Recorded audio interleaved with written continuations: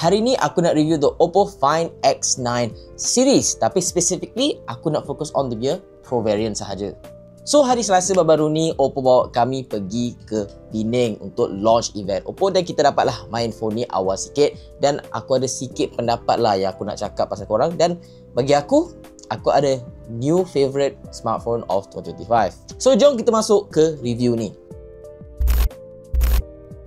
Okay, macam biasa kita pergi ke design kepada dua-dua smartphone ni. So korang kalau tengok yang aku pegang di belah kanan aku adalah base model dan di belah kiri aku adalah Pro variant dan kalau kau perasan memang nampak sebiji je lebih kurang. Cuma Pro ni besar sikit dan boleh katakan almost one to one lah. Kalau korang kenyit mata korang kalau memang susah lah nak compare, nak bezakan dua ni. Tapi dia ada beza ni kalau korang tengok dekat dia punya lens. Kalau korang tengok lens je kan, Pro variant pakai lens, telephoto lens yang lebih besar dan lebih power compare dengan telephoto lens di base model. Dan korang boleh nampak benda tu dari segi fizikal dia. Even kalau korang tengok dia punya flash pun, kedudukan pun berbeza. Kalau korang tengok sini, dia dekat logo Hasselblad, di mana dekat Pro dia ada dekat kiri atas ni. So belakang dia dua ni buat daripada glass dan dia punya framing buat daripada made aluminium frame. Dan overall boleh katakan almost the same. Dan oh ya, sebelum aku lupa, dia ada action button kat Pro variant ni. Kalau korang tengok macam iPhone lah sekarang dia ada action button. Tapi tu je lah perbezaan yang ketara lah yang korang boleh nampak. So overall bagi aku design dua ni sangat lawa. Aku sangat suka sebab dia very minimal and cantik. Alright, moving on to the spec. So korang akan nampak satu trend di mana lebih kurang je dua phone ni. So untuk spec, perbezaan dia sangat sikit. So aku list dululah apa yang dia ada dekat dalam.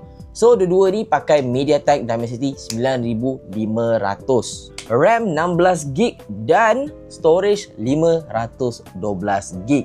So apa perbezaan dia dari segi spek? Well, benda yang paling ketara yang differentiate dua smartphone ni adalah battery size dia, di mana base model hanya ada 7025 mAh dan Pro variant dia ada 7500 mAh.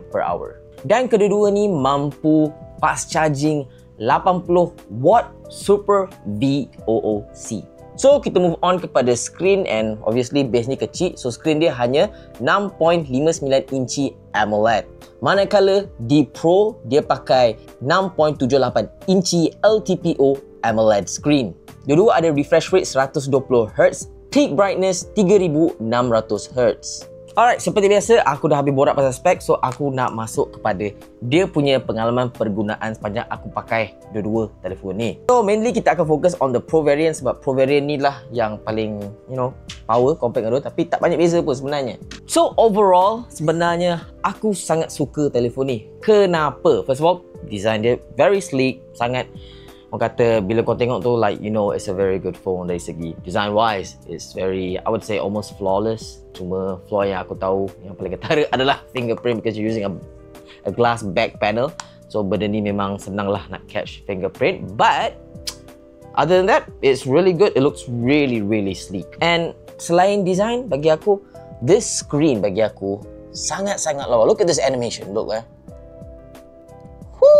recek mat, lawa gila. Like aku rasa these companies kan, diorang should focus on making lock screen yang se-animated macam ni, because it really gives like a good a vibe di mana like feels very premium to have this kind of lock screen and it's really nice. Dan overall user experience dia punya software is just one of the best. Bagi aku the standout thing yang aku suka masa aku pakai phone ni is that dia punya haptic feedback.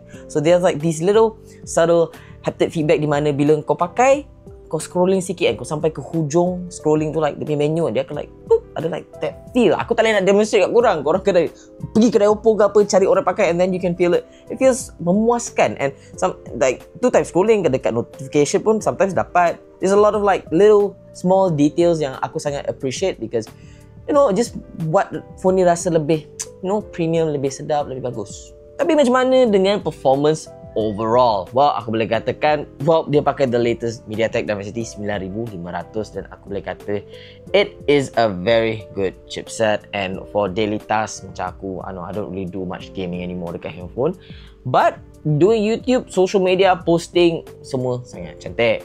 memang tak ada masalah lah kalau korang, you know, even kalau contohlah kalau korang nak main game pun, I have no doubt that this phone can run the latest and greatest titles yang ada dekat sana. Tapi majority korang main Mobile Legends, so memang tak ada problem lah. Okay, bagi aku sekarang aku masuk ke point yang paling best pasal phone ni adalah dia punya kamera. Okay, kita start dengan base model dulu. So dia punya camera setup dia ada 3, main camera 50 megapixel, periscope telephoto 50 megapixel dan ultra wide 50 megapixel. Tapi dekat Pro lebih kurang cuma bezanya dekat periscope telephoto dia ada 200 megapixel. Dah aku tak nafikan gambar dekat dua-dua telefon ni sangat-sangat lawa. Tak kisah korang pakai base ataupun korang pakai Pro, aku boleh percaya yang outcome dan result gambarnya sangat memuaskan. Dan bagi aku, benda yang aku sangat tak expect langsung, like the performance from these two phones. Normally the Ultra ataupun Pro variant of a phone akan outdo, tapi sebab this base model sebenarnya lebih kurang je macam Pro, ada sikit je dia punya periscope telephoto lens tu je yang beza. And benda yang aku paling suka masa ambil gambar is that it can catch objek ataupun benda yang bergerak dengan sangat bagus. Here are some photos. Aku paling suka contoh yang aku tunjuk korang sikit adalah jet ski. Dan waktu kita orang kat pantai ada lagi satu, aku ambil gambar orang naik parachute yang boat tarik. Aku lupa nama dia, tapi ya, ni gambar dia and memang sangat-sangat bagus. Dan pada waktu malam pun ada fire show dan fireworks. Dan korang tengoklah night performance dia. Boleh kata almost kosong noise dan you know, it just looks very natural. Dan untuk video performance, wow, this phone is really good. Dia boleh buat 4K dan pertama dalam dunia 120 frames per second. Dan ada contoh, aku bagi yang paling ekstrim lah, video slow-mo pada waktu malam.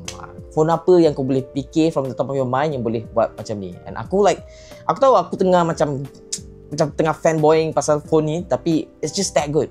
So overall, aku boleh katakan I love these two phones. Which one yang patut aku beli?